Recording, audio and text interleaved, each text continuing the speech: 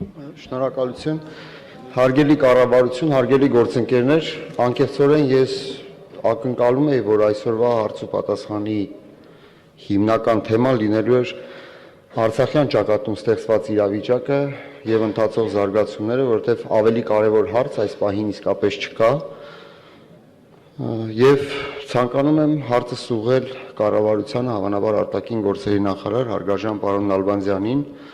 Պարոն Նալբանդյան, ինչպիսին է խաղաղության հեռանկարները, մենք ծանոթ ենք հնչած պաշտոնական հայտարարություններին, դիվանագիտական ոլորտում տեղի ունեցող զարգացումներին, Ադրբեջանի կողմից ձեռնարկվող ապակառուցողական հետագա քայլերին, բայց այդուհանդերձ սահմանի ողջ երկայնքով հակառակորդը շարունակում է կրակել ծանր զինտեխնիկայի ուրեմն օգտագործմամբ եւ առաջին հարցը, որ ցանկացած քաղաքացու հուզում է, հետեւյալն է. ինչպիսին են խաղաղության հեռանկարները, կա արդյոք բանակցային գործընթացով ներկայումս այս օրերին որևէ հեռանկար հակառակորդին ստիպելու չկրակել սահմանի ողջ երկայնքով, շփման գծի երկայնքով եւ վերադառնալ բանակցային գործընթացի։ Շնորհակալություն։ Արցինք պատասխանի Հայաստանի Հանրապետության արտաքին գործերի նախարար պարոն Էդվարդ Նալբանդյանը։ Համեցեք պարոն նախարար։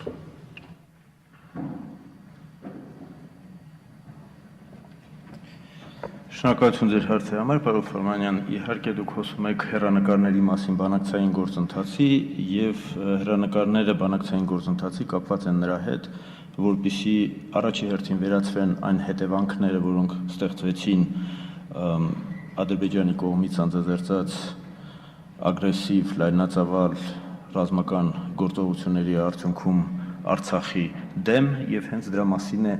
հայտարարել հանրապետության նախագահը իր վերջի հայտարարությունների եւ հարցազրույցների մեջ եւ իհարկե այսօր միջազգային հանրության եւ առաջի հերթին եռանախագահող երկրների Հայաստանի հետ միասին ջանքերը ուղղված են հենց այդ հետևանքների վերացմանը, նրան, որպեսզի բացառվեն հնարավորինս կրկնությունը այն նրա ինչ որ տեղի ունեցավ ապրիլի սկզբին։ Եվ դրա մասին էր ասում նաև Ռուսաստանի արտգործնախարար Լավրովը իր այցելության ընթացքում եւ միայն ասեկոսներ էին, որ ինչ որ փաթեթ է բերել, ինչ որ բանակցություններ են վարվում, որովհետեւ բանակցային գործընթացի էության վերաբերյալ որևէ բանակցություններ այս պայմաններում հասկանում եք, որ դժվար է վարել, եթե չեն ստեղծված համապատասխան պայմաններ։ Սին եւ Ադրբեջանի կողմից երևի իրենց ցանկությունն է ներկայացնել, որ Հայաստանը դուրս է գալիս բանակցություններից, բանակցային գործընթացից, որ Հայաստանը դեմ է այս գործընթացին, դա լրիվ սուտ է։ Հայաստանը երբեք դուրս չի եկել բանակցային գործընթացից, Հայաստանը միշտ կողմ է եղել միայն բանակցությունների ճանապարհով, խաղաղ ճանապարհով հիմնախնդրի կարգավորմանը եւ Հայաստանը չէ որ հրաժարվել է հանդիպումներից, եթե ինչ որ հանդիպումներ բարձր մակարդակով, նախարարների մակարդակով, այլ մակարդակներով չեն կայացել կամ հետաձգվել են, դա եղել է հենց Ադրբեջանի պատճառով։ Վերջի այդպիսի դեպքը Վաշինգտոնում էր, երբ որ ադրբեջանցիները հրաժարվեցին ընդհանրապես հանդիպել անգամ եռանախագահների հետ։ Եվ իհարկե այսօր նաև ապարդյուն փորձեր են կատարում հարցականի տակ դնել եռակողմ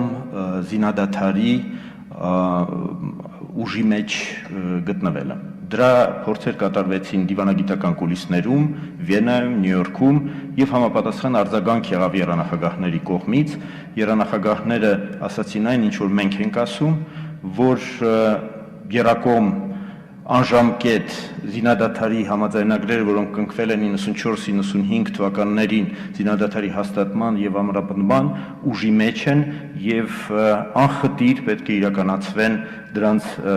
դրույթները։ Դա մեր կարծիքն է, դա միջազգային հանրության կարծիքն է, եռանախագահների կարծիքն է, եւս մեկ անգամ դա ցույց տվեց, որ Ադրբեջանը փաստորեն հակադրվում է միջազգային հանրության կարծիքին, դա բավական սխալ հաշվարկներ էին իրանց դիվանագիտության կողմից, որովհետև չեք միգուցե պատկերացնում, թե ինչ պատասխան հնչեց մեր հարցադրմանը Վիեննայում, երբ որ ադրբեջանցիները ամենաբարձր մակարդակով հայտնեցին երանախագահներին, որ իրենց դեսպանը այն հայտագիրը նոտան, որ ուղարկել էր հարցականի տակ դնելով զինադադարի ուժի մեջ գտնվելը, այդ հանձնարարականը չէր ունեցել, ինքնագլուխ ուրեմն նախաձեռնությամբ էր հանդես եկել, չէր համաձայնացրել Բաքվի հետ, իհարկե պարզ է ինչու է դա արվում, որպեսզի այդ շատ անպատասխանատու Ադրբեջանի կողմից քայլի հետևանքներից խուսափել, ինչպես ասում են, գող սիրտը դող, եւ դա առաջի անգամ չէ, դա հայտնի ոճ է ադրբեջանական, երբ որ ձևացնում են, թե